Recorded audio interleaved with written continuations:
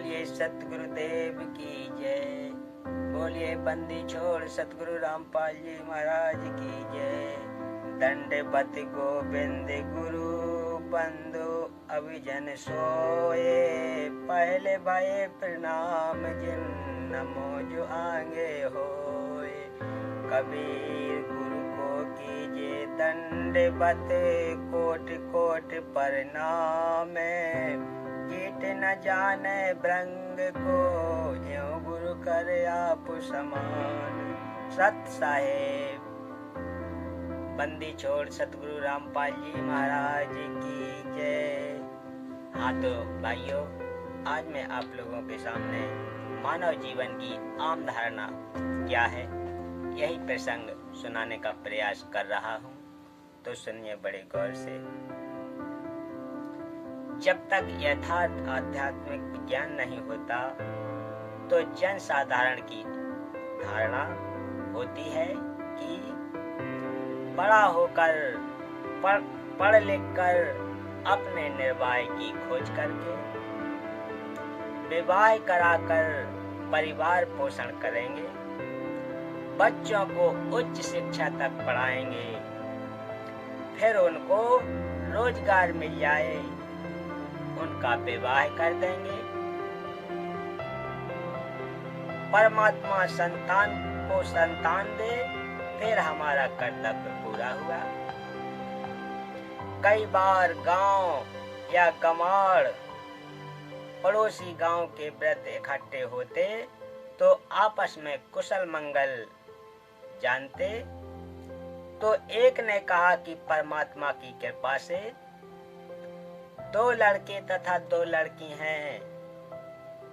कठिन परिश्रम करके पाला पोसा तथा पढ़ाया, विवाह कर दिया। सबके सब बेटा बेटियां वाले हैं। मेरा कार्य पूर्ण हुआ। 75 वर्ष का हो गया हूँ। अब बेशक मौत आ जाए, मेरा जीवन सफल हुआ। वंश बेल चल पड़ी, संसार में नाम रहेगा।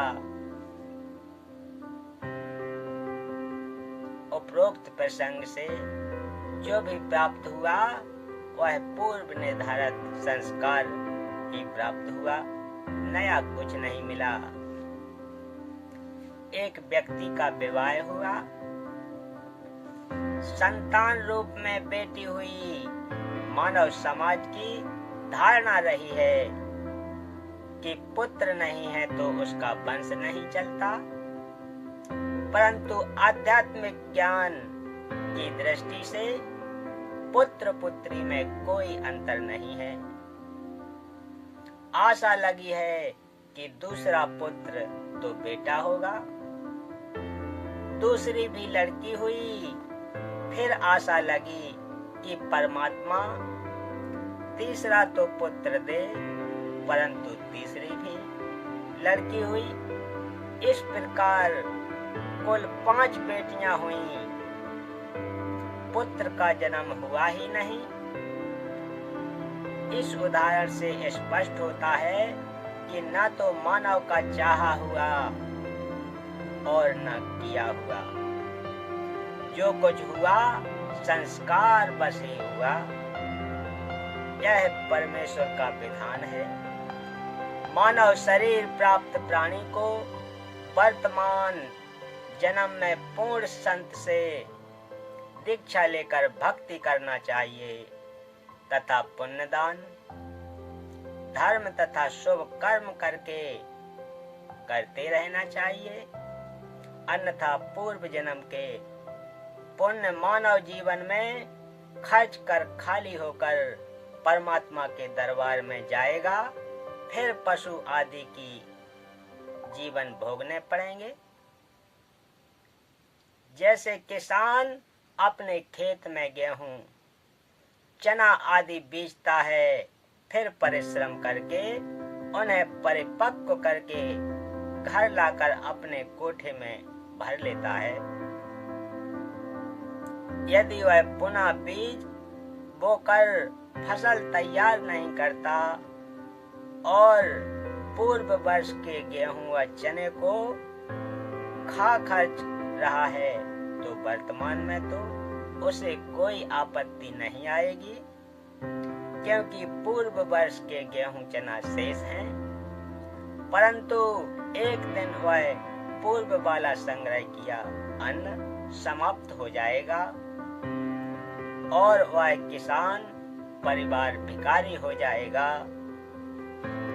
ठीक इसी प्रकार मानव शरीर में जो भी प्राप्त हो रहा है वह पूर्व के जन्मों का संग्रह है।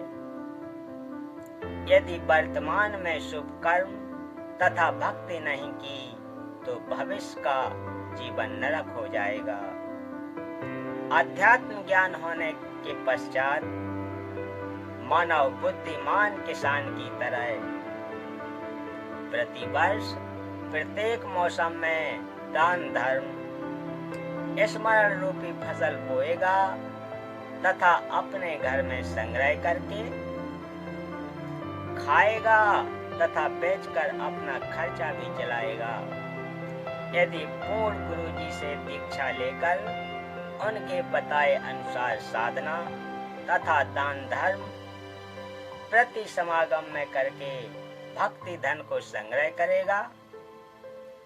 इसलिए परम संत मानव को जीने की राय बताता है। उसका आधार सत्य आध्यात्मिक ज्ञान सर्व ग्रंथों से प्रमाणित होता है। जैसा कि पूर्वोक्त प्रसंग में एक वृद्धा ने बताया कि सर्व संतान का पाल पोष कर विवाह कर दिया। मेरे मानव जीवन का कार्य पूरा हुआ, मेरा जीवन सफल हुआ। अब बेशक मौत आ जाए, विचारणीय विषय है कि उसने तो पूर्व का जमा ही खर्च कर दिया, भविष्य के लिए कुछ नहीं किया, जिस कारण से उस व्यक्ति का मानव जीवन व्यर्थ गया।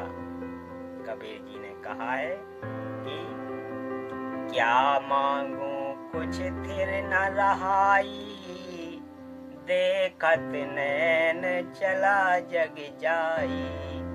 1 लाख पूत 1.25 लाख नाथी, उस रावण के दीवाना बाती।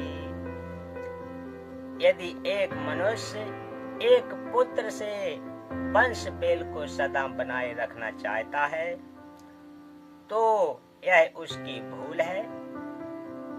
जैसे श्रीलंका के राजा रावण के 1 लाख पुत्र थे तथा 1.25 लाख नाती थे। वर्तमान में उसके कुल वंश में कोई घर में दीप जलाने वाला भी नहीं है, सब नष्ट हो गया। इसलिए हे मानव, परमात्मा से यह क्या मांगता है जो स्थायी ही नहीं है। यह आध्यात्मिक ज्ञान के अभाव के कारण प्रेरणा बनी है। परमात्मा आप जी को आपका संस्कार देता है, आपका किया कुछ नहीं हो रहा। उस वृद्ध की बात को माने कि पुत्र के होने से वंश वृद्धि होने से संसार में नाम बना रहता है। एक गांव में प्रारंभ में 4 या 5 व्यक्ति थे।